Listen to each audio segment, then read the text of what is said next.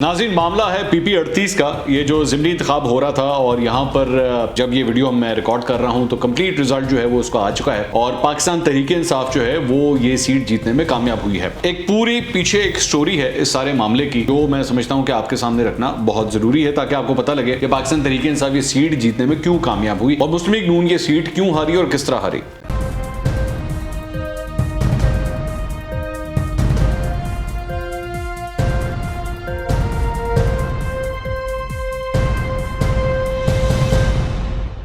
अस्सलाम वालेकुम नाज़रीन, मैं हूं मंसूर अली खान। अपने YouTube चैनल के ऊपर आपको खुशामदीद कहूँगा। सबसे पहले आपसे दरख्वास्त के चैनल को सब्सक्राइब करना मत भूलिएगा और बेल आइकन ज़रूर प्रेस कीजिएगा।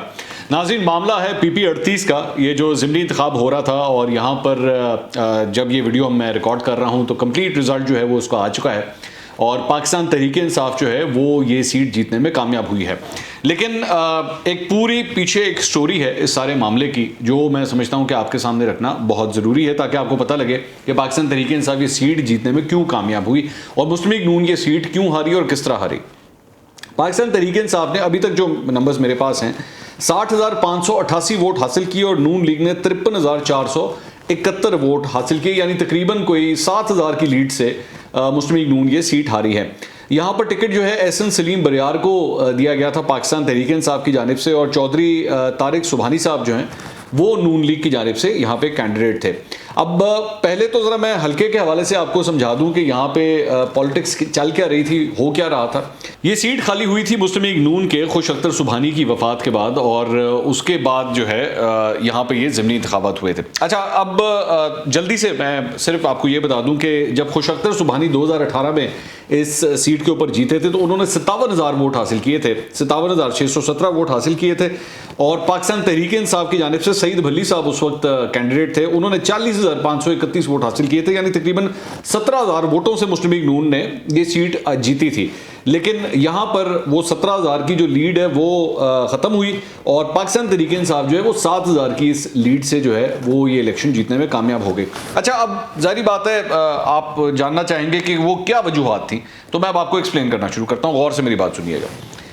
ये सीट जो है, ये इसका जो टिकट है एहसन सलीम बरियार, ये जो 25 साल का नौजवान है जिसको ये टिकट दिया गया और ये इलेक्शन लड़ाया गया। मैं देख रहा था पाकिस्तान तहरीक इंसाफ के कई लोग जो हैं वो ये इस बात पे भी खुशियां मना रहे थे कि जी देखें कि एक नौजवान को जो है वो टिकट दिया गया। वो नौजवान जो था वो कवरिंग कैंडिडेट था।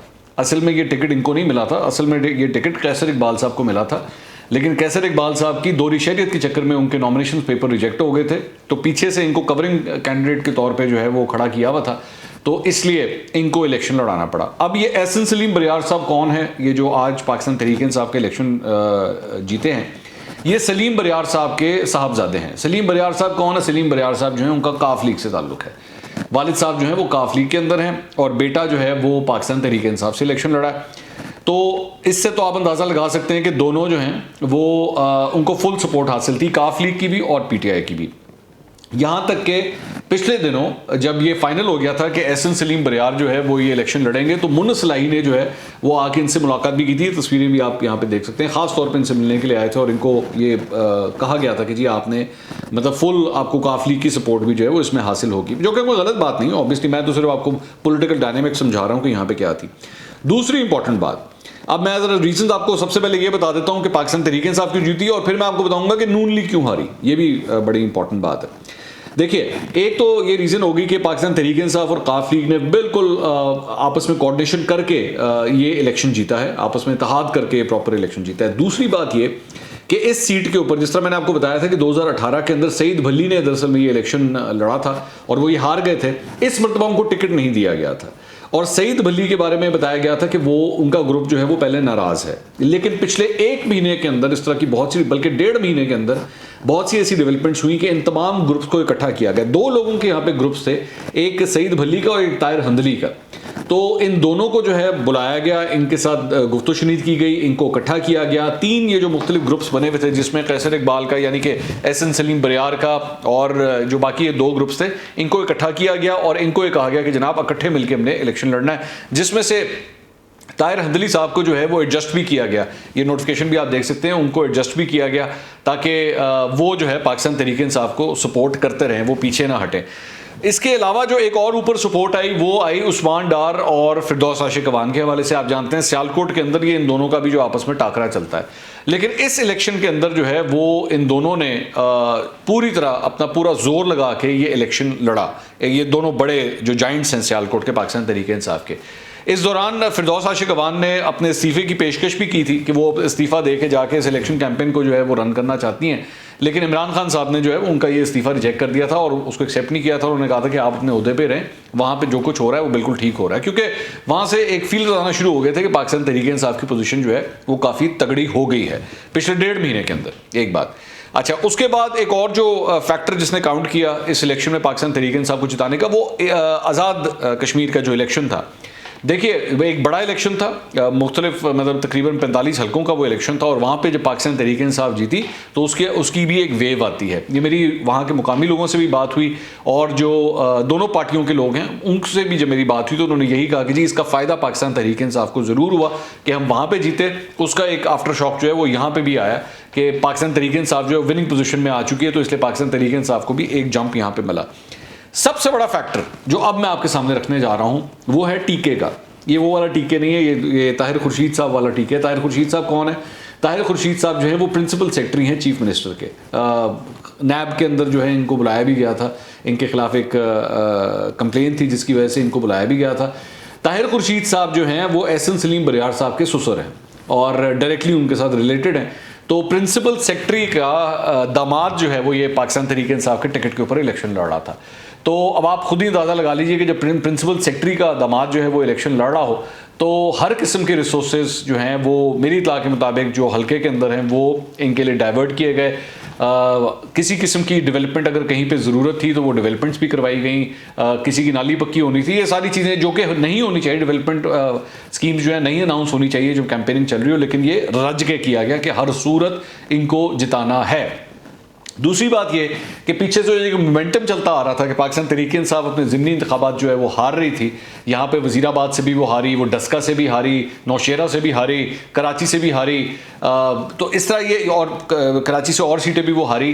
तो ये जो सारा एक मोमेंटम था इसको काउंटर करने के लिए पाकिस्तान तहरीक इंसाफ ने एड़ी चोटी का जोर लगाया कि हर सूरत हमने ये इलेक्शन जीतना है। अच्छा, अब दूसरी तरफ आ जाइए कि नून लीग ये इलेक्शन क्यों हारी। नून लीग मेरी नज़र में ये इलेक्शन इसलिए हारी है कि सबसे पहली बात ये कि इनके ज़हन में ये था कि ये जो चौधरी तारिक सुबहानी है, इनको ये जो वरियो फैमिली है इनका काफ़ी बड़ा वोट बैंक है, तो इन्होंने कहा कि हम ये ओवर कॉन्फिडेंट हो गए कि हम बड़े कंफर्टेबल पोजीशन में हम ये सीट ले जाएंगे, ये तो है ही हमारी पक्की सीट, ये कहीं भी नहीं जाती। और ये फीलिंग जो है नून लीग के ज़्यादातर रहनुमाओं के अंदर यही थी कि जी हमारी पक्की सीट है, ये हमारे हाथ से नहीं जाएगी। इनको ओवर कॉन्फिडेंस ने भी मरवाया है, जिसमें ये समझ रहे थे कि हमें कोई प्रॉब्लम नहीं है। इन्होंने ये नहीं कि वहाँ पे उन्होंने काम नहीं किया, इन्होंने किया है। अताउल्लाह तारड़ वहाँ पे गए, मरीम नवाज़ ने वहाँ पे जाके जलसा किया, ख्वाजा आसिफ वहाँ पे उस जलसे के अंदर मतलब शरीक थे।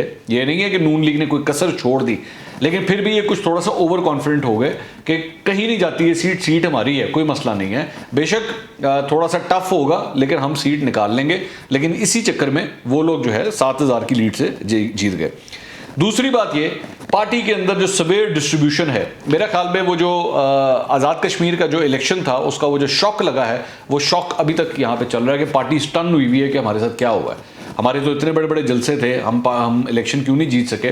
पार्टी डिस्ट्रीब्यूटेड है, शहबाज शरीफ कहीं कैंपेन में नज़र नहीं आए, हमजा शहबाज कहीं कैंपेन में नज़र नहीं आए। बिल्कुल एब्सोल्युटली इस वक्त फैमिली के अंदर, पार्टी के अंदर एक डिवीजन नज़र आ रही है कि हमने देखना किसकी तरफ है। नून लीग के लोग टेलीविजन के ऊपर बैठ के तो यही पोजीशंस ले रहे हैं कि नहीं जी नहीं, कोई ऐसी बात नहीं है और हम लोग सारे मिलजुल के रह रहे हैं, लेकिन अंदर की जो खबर मैं आपके साथ शेयर कर रहा हूँ वो ये है कि पार्टी अच्छी खासी डिस्ट्रीब्यूटेड है।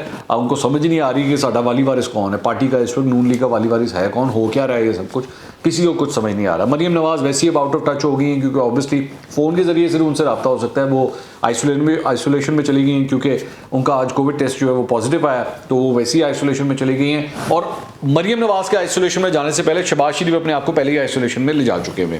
खैर वो मतलब सेहत उनकी ठीक है, मैं वैसी बात कर रहा हूँ। अच्छा, उसके बाद एक और जो इम्पोर्टेंट पॉइंट है वो ये है कि ये जो नवाज शरीफ की जो मीटिंग हुई थी मुहिब के साथ, वो जो अफगान सिक्योरिटी का वो जो एक सरबराह है उसके साथ जो एक मुलाकात हुई थी और उसके बाद टेलीविजन के ऊपर जो कुछ भी वो चला, मैंने उस वक्त भी कहा था कि आज़ाद कश्मीर के इलेक्शंस के अंदर भी जो है उसका एक बहुत बड़ा वो ब्लंडर था और उसका इफेक्ट आया, और नून लीग के लोग पर्सनल लेवल के ऊपर तो मानते हैं इस बात को, लेकिन टेलीविजन के ऊपर नहीं मानते कि नहीं जी इससे कोई फ़र्क नहीं पड़ता। उसको डिफेंड करते हैं, सारी बात उन्होंने टीवी पे बैठ के उसको डिफेंड ही करना है, लेकिन उसका भी फ़र्क पड़ा और लोगों को मतलब आप समझ लीजिए कि मोमेंटम तोड़ने के लिए जो है वो मुलाकात इंतहाई गलत मौके के ऊपर, उसकी टाइमिंग बहुत गलत थी, और जब उसके विजुअल्स चले हैं हर जगह तो उसको डिफेंड करना जो है नून लीग के लिए मुश्किल हो गया, तो इससे इसका भी फ़र्क पड़ा। अब ये सारी चीज़ें देखने के बाद हकीकत ये है कि आपको मानना पड़ेगा कि पाकिस्तान तहरीक इंसाफ नून लीग के घर में जाके उसको हरा के आई है, इससे कम नहीं है। ये बिल्कुल वही सूरत हाल है जो नौशेरा के अंदर हुई थी। नौशेरा में लेकिन फिर भी पाकिस्तान तहरीक इंसाफ आपस में डिस्ट्रीब्यूटेड थी, वहाँ पे परवेज़ खटक और उनके भाई के जो आपस में इशूज़ चल रहे थे उसकी वजह से नून लीग उनको हराने में कामयाब हुई थी। यहाँ पे ऑपोजिट हुआ है, यहाँ पे पाकिस्तान तहरीक इंसाफ ने आपस में जिस किस्म के भी आपस में प्रॉब्लम्स थे उन सबको ख़त्म करके इकट्ठे एक फोर्स बन के ये इलेक्शन लड़ा है और लड़ के नून लीग को हराने में वो कामयाब हुई है। इसका क्रेडिट किसी तौर पर भी पाकिस्तान तहरीक इंसाफ से वापस नहीं लिया जा सकता कि नहीं जी ये हो गया था वो हो गया था। हाँ, उसमें ये फैक्टर्स हैं, ये टीके वाला ताहिर खुर्शीद वाला फैक्टर है, इसमें ये भी फैक्टर है कि काफ लीग ने उनको सपोर्ट किया, लेकिन काफ लीग की सपोर्ट वो वैसी उनके इत्तेहादी हैं, अगर वो उनको सपोर्ट कर भी रहे हैं तो इसमें कोई गलत बात नहीं है, उनकी जगह कोई और पार्टी होती तो वो भी सपोर्ट करती। तो 60,588 वोट अगर पाकिस्तान तहरीक इंसाफ ने लिए हैं तो अपनी मेहनत से लिए हैं, अपने हाँ, एक और बहुत इंपॉर्टेंट एलिमेंट, जाहिर बात है इसमें लोग सवाल कर रहे होंगे जी धुंध धांधली, नहीं, ना धुंध का कोई चक्कर था ना कोई धांधली का चक्कर था, ऐसा कतई तौर पे कुछ भी नहीं हुआ।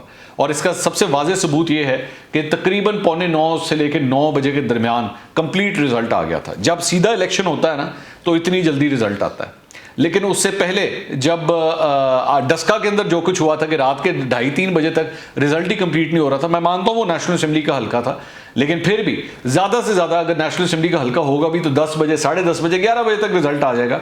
तो यहाँ पे बारिश भी हुई, मौसम भी जो है वो बेशक ख़राब था, लेकिन 8:45-9 बजे तक जो है वो रिजल्ट आपके पास कंप्लीट रिजल्ट आ गया कि ले जनाब, मतलब टोटल अगर आप उठा के देखें तो तकरीबन कोई 1,20,000 के आसपास वोट डला है, 1,15,000 1,20,000 के आसपास वोट डला है, और वो सारी काउंटिंग जो है वो 8:45-9 बजे तक होगी, क्योंकि पाकिस्तान तहरीक इंसाफ जेन्युइनली ये सीट जीतने में कामयाब हुई है। अगले व्लॉग में दोबारा मुलाकात होगी। अल्लाह हाफिज़।